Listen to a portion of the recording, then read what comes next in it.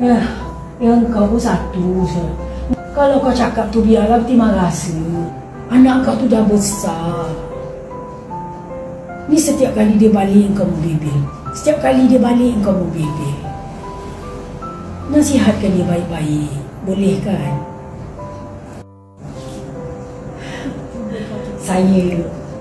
Saya sebenarnya nak yang terbaik aja buat dia, Mak. Terbaik buat dia.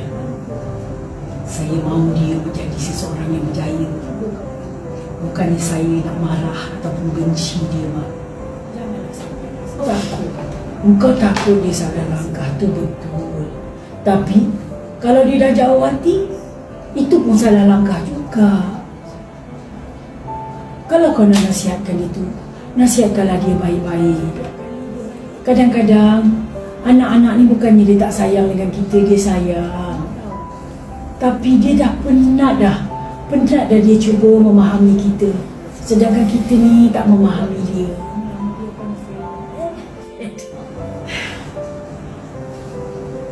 Entahlah, Mak. Lepas ni, saya rasa saya kena belajar.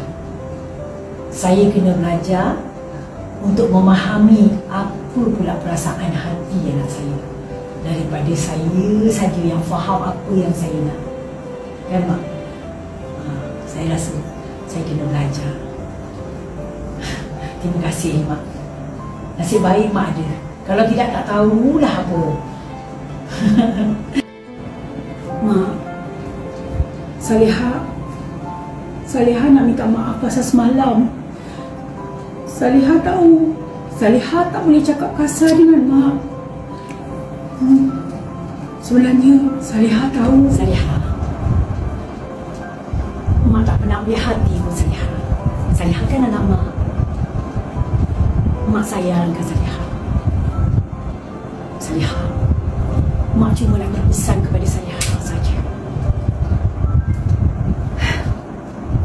Dunia yang di luar sana tidak seindah seperti yang digambarkan. Kita kena selalu hati-hati.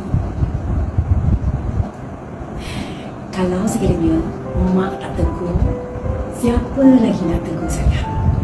Kan? Baiklah. Lepas ni, kita sama-sama belajar memahami antara satu sama lain.